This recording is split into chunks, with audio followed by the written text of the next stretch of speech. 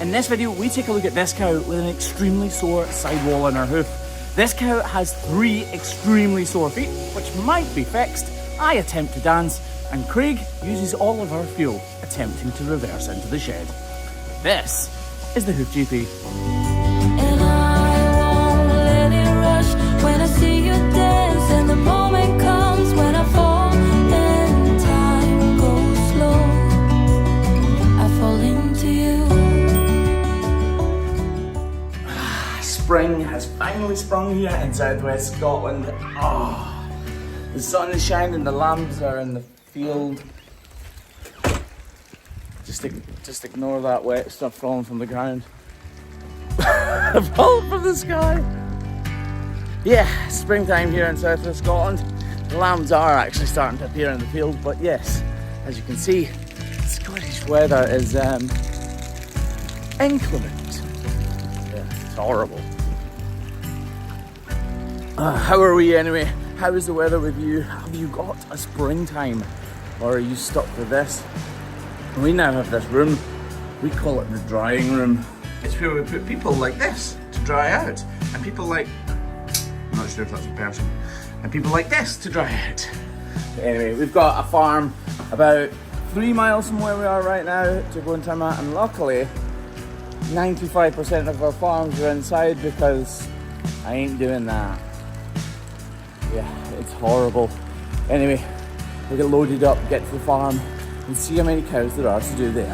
Love it when it's me and you on the road with a couple of tunes in a car for 2.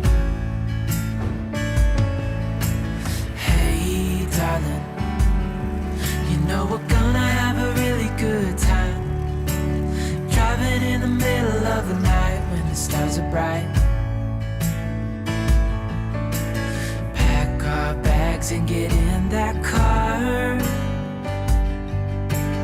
leave a little note and we'll drive real far. Let's get out, we can leave this city. Oh, in all seriousness, this weather doesn't really bother me. If we're outside trimming, obviously it's a bit of a downer, but Scotland wouldn't look the way it does without all this rain. This type of rain's fine as well because it's good warm stuff. It's that cold, wet rain that I don't like. Right, so the farm we're going to is actually an organic farm. There are actually only around 20 organic dairy farms here in Scotland, and I go to about 5 of them, I think.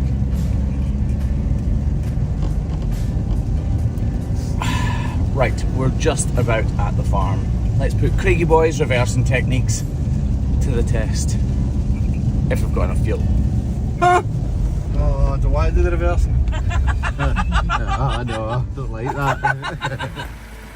Craig's trying to disappear. Your steed awaits.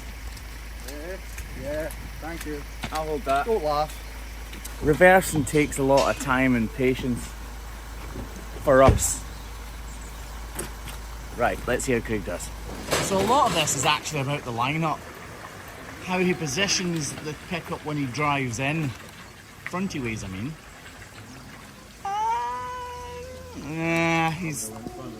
Yeah, me and Kev would have went slightly further forward there. He's made it more difficult than it needs to be. It's actually doing not too bad here. He'll still be able to get it in if he's careful. And that's what she said. Yeah, he was actually going to hit the side of the shed there, so he's wise to move forward. It would just have been handy if you had about 2 metres spare on the other side. Oh, wait a minute.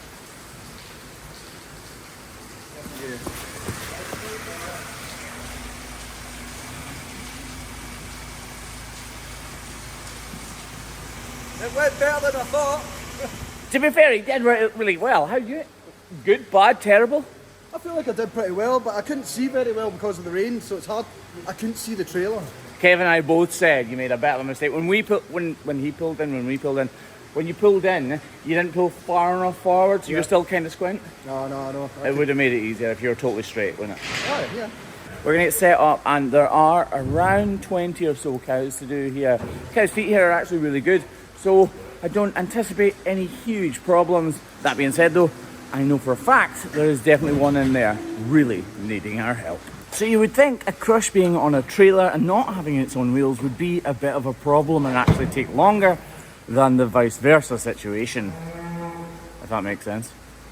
But as you can see here, we're taking it off the trailer and it really takes no time at all to get it up in the air, get the wheels on, get it down the back ramp and push it into position. This crush is not very heavy at all, and for us, there are 2 or 3 of us doing it, so it really doesn't take long at all. All we need to do now is pull the access part back out of the crush. Craigie boy will put the side gate on and we'll pull the wheels off. And job done. You see, it doesn't take long at all. And the added benefit is there's no running gear, no wheels in our way when we're actually trimming. Right, let's get these cows up the race. Now that cow is not supposed to be there. She's supposed to be facing the other way, and actually we're not even supposed to be trimming her. She's come in this gate of her own accord. Seriously? Why would you do that? Now you need to reverse. The trouble is she needs to reverse out of that gate, but it's her collar that activates the gate, and her collar is now at the wrong end. I've got a solution though. Kev, can you open that gate? Cut her head off and turn it around? No. Oh, we could let her go that way, that's a good idea. Yeah, that's probably a better idea.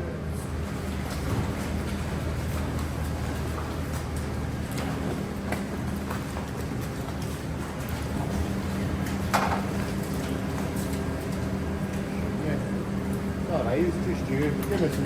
It should have shot on me. I should have tied it before you. Ah, you can fit through it, no bother, thank you. No, just as I thought I had The diet's working fine. thought out loud.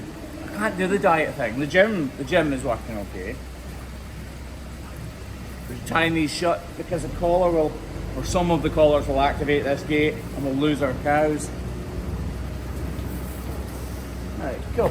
So as we're putting the cows up the race, we had tied the right hand gate, but unfortunately the left hand gate usually doesn't shed, and in this case it does, and this cow slips out the sideways. Luckily Graham the cameraman stands there, didn't really film it and kind of fumbled the camera. That worked well. Probably should have tied that gate too. Usually these gates only shed on to the right hand side. Kev's opened that gate and she'll go back through there.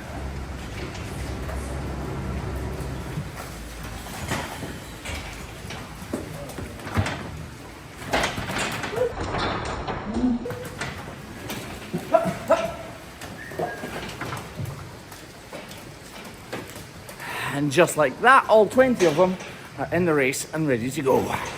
By the way, the biggest complaint we get on merch is the shipping. We've massively reduced the shipping to America. It's miles cheaper than it's ever been. And we've been really struggling with Australia and New Zealand, but good news, we've managed to get it right down. We've really worked hard to reduce the cost so you can get this mug or any t-shirt, hoodie or whatever for £7.55, I think it's something like that, delivered to Australia or New Zealand, which is probably about as cheap as we can ever make it. So if you would like any of this merch that's on the screen right now, then go to thehoofgp.com. That's thehoofgp.com. Grab yourself one of these hoodies, one of these t-shirts, one of these baseball caps, or even this mug. Right, back to the video. My big swollen hand. One of the hazards of this that you don't see that often is we do get kicked fairly regularly, and Kevin got kicked in the arm yesterday and it swelled up like a football, but luckily it's not looking too bad today. Luckily it was Kevin that got kicked, because if it had been me, the cow might have broken her leg. Raymond, 3 feet? Yeah. So this cow was... She had a white line on that foot, dermatitis on the back left, and the sole ulcer 2 in the back right. So this cow had a problem on 3 feet last time. 2 and a bit months ago, we applied 2 blocks to her feet. It'll be interesting to see how she's doing now. She's clearly still got some of the glue on here, but the block has worn away. Let's see what the back feet are like. So she had dermatitis on this back left foot and a sole ulcer on the back right foot, and they were both fairly substantial because they were deemed a level 2. Right. So I'm just taking the grinder quickly here to reshape these feet and rebalance them. It's only been a couple of months since she was last seen, so we don't need to take very much off. And now it's time for a bit of knife work. When a cow has dermatitis, it has lasting ramifications. The hoof horn growth isn't fantastic. You can get all sorts of problems rearing their ugly head because of that very issue. You can see what we've done with the Repoderma or salicylic acid or whatever we used has worked because the dermatitis is completely gone. However, she has developed a small crack in this white line, and we need to make sure that, wait, I just said it was a small crack. Hold on. Incoming.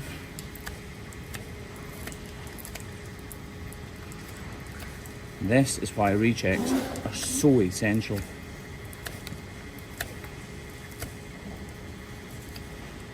I think this isn't going to come to anything really. It was definitely starting to, wasn't it? I could be wrong though.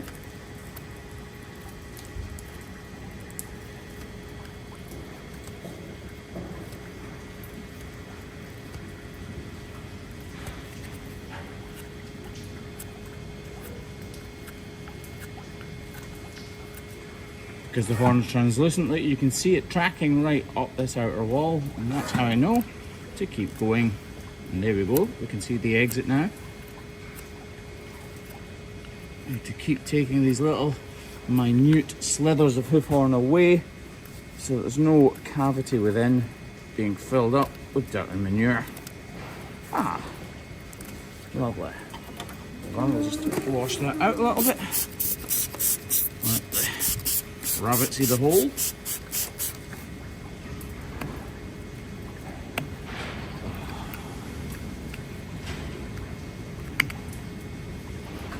So this is an issue that is affecting her very slightly probably, but one that this simple couple of minutes trim will completely resolve. Right, we'll just clean our heels off now.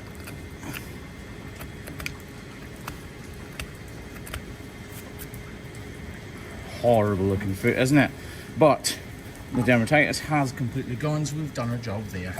Next foot. So this foot had a sole ulcer last time, and as you see me start to grind away at this foot, you can see again we're not removing very much material at all. But I'm also constantly thinking about how that ulcer is looking, and we can definitely still see the remnants of it. So the ulcer has been here, you can see all of the cracked hoof horn, and in my experience, I have no idea if this is completely healed or not. Oh, first couple of slithers of the knife are looking good though. You can see all this loose and detached hoof horn around her heel, which is just fantastic for holding in slurry and manure and causing more issues. Oh look, so this was a sole ulcer too, as we said earlier on. A couple of months ago, she'd had a block attached to it, which is now worn away completely. And just in time, because this is completely healed. We just need to dish this bit out a little bit more, and I'm actually going to lower this a little bit so that less weight is being taken on this claw. So I'm just taking the grinder to lower this heel a little bit more so that it takes less pressure and doesn't become an issue. And while I've got the grinder in my hand, I'll just model out the inner claw quickly too.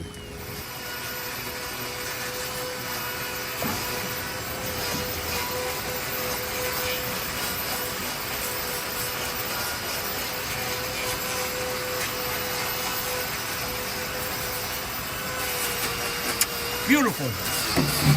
So that foot has completely healed. All I did there was tidy it up with a knife a little bit just to deepen that model and make sure any cracking hoof horn around the heel was completely removed. Right, on to foot number 3. This glue is incredibly hard and I don't want it to hit me in the hands. So we'll just remove that quickly with the knife. So now we've got the glue out of the way, we'll take the grinder and make sure these feet are in tip-top condition. They are incredibly hard. I'm already beginning to see how dry they are. And that's probably because they had the block in place for so long. Once we've got the levels and the lengths right, we'll just start modelling them out. Dish them out as deeply as we can with the grinder. Then take the knife and get the model a little deeper. Listen to how hard they are. You can actually hear them, they're like stone. So here's where the problem was here. Do you know what level it was, Kev? 2. So again, we work on a level system, 1 being something that isn't very substantial, 2 being something that really impacts the cow and is causing a lot of pain, and 3 being very, very severe. 4 is irreparable. To be fair, that's hard to say. And this one is also... Ooh, I thought I'd nicked her there. has also completely healed. Fantastic. They're really flat, these feet though. Look, I've tried to keep these heels as high as I can, but our feet are actually really flat. This bruising is something I'm not very happy with, so I'll just model that out a bit more deeply to take that off the ground. And boom, that is a result. 3 out of 3 feet treated in one fell swoop, and this little revisit, recheck has ensured that they have actually healed and made sure that they keep moving forward. So as she exits the crush, you can actually get a clear view now. This is a very old cow, especially in terms of the dairy world. So she is walking slowly, but crucially, she is no longer lame. Right, let's get some cows done. And it's time for a change of pace. Whenever we're trimming cows, we just kind of fade away into our own little world, absorbed in what we're doing and the surroundings we're doing it in. This is just a little taste of how that feels.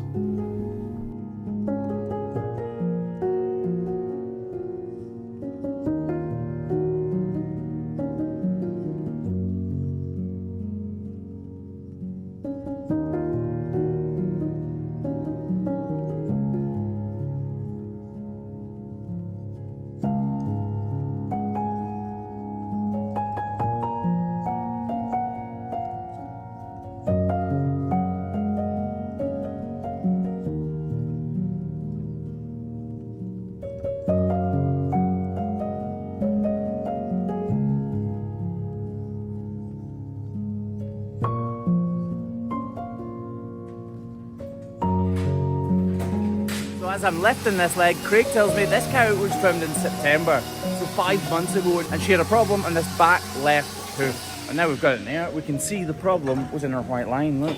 I grab the grinder straight away and get at it. I'm desperate to see what kind of condition this cow's foot is in, but I will completely ignore that problem to begin with. All I care about is making sure the levels are correct and that we take the length of our toes down to the right size. And now we've done that, it's time for a block. So as I was grinding there, I could see clearly that there is a problem underneath this hoof. Right now it doesn't look open, but because of our experience in dealing with things like this, we can tell that there is still a problem going there. So this block will take the weight completely off this claw. And now it's my turn to take away all of this hoof horn. I said our experience tells us it's open, but my experience also tells me that sometimes I'm wrong. Ashley, if you're watching this, just ignore that completely. I can tell in this instance though that she definitely does still have some sort of ongoing issue here. These feet alter interiorly on the inside. So I need to be very careful. On a normal hoof, I know I could just carve away at this and it would be totally fine. I could go really deep, but look, you can see straight away here, this little problem here, that wouldn't have happened. Code brown. And back to the trimming. You can see this coming right up the exterior wall. We're going to need a wrap, guys. Hey Graham, you want some of this on you? So this is Steve Wunderlich's Wonder Sauce. If you don't know who Steve Wunderlich is, go and check out Steve Wunderlich Hoof Care, Hoof Trimming. He's a really good friend of mine actually, and there's only one of Steve. Let's put it that way. We'll use, no offense Steve, I know this is probably fantastic, but it's not something in fact it looks quite good, look at that. It's got udder mint in it. We'll use what we use normally. I've no doubt this does work, Steve. Wunderlich sauce. No, Wonder Sauce. But we're going to use what we know definitely works.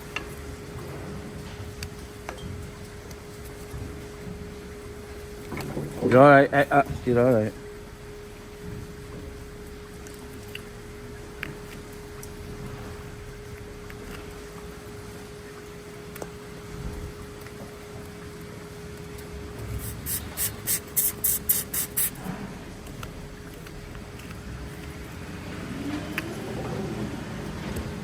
You can see all of the gunk coming out of there, that slurry that's gone up into that crack, and that's why we need to get rid of every fold of hoof so that slurry that's coming out right now doesn't get trapped. Iodine! while Kev's wrapping that, I'll crack on with this other foot.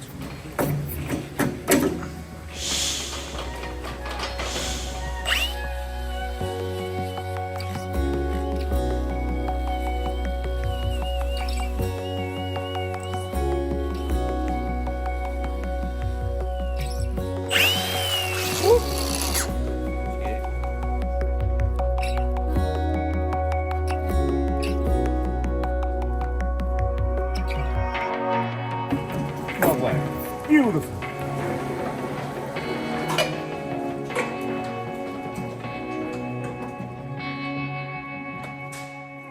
We could run away. You and me together, baby, we don't gotta stay. Let's lose our minds. We could go crazy and leave it all behind. It could be glorious, glorious, glorious, glorious. It could be glorious, glorious, glorious, glorious. And just like that, we are finished for yet another day. Oh, it's been a good day. Look at this, by the way. This is cow number 7, and I didn't realise, but she has millions and millions of views on YouTube because she was incredibly lame at one point, and now just look at her. I've actually forgotten all about her. That is long-term lameness, completely healed. And that is also what you call good timing. Coffee, Graham? Thanks for watching, folks. Cheery bye!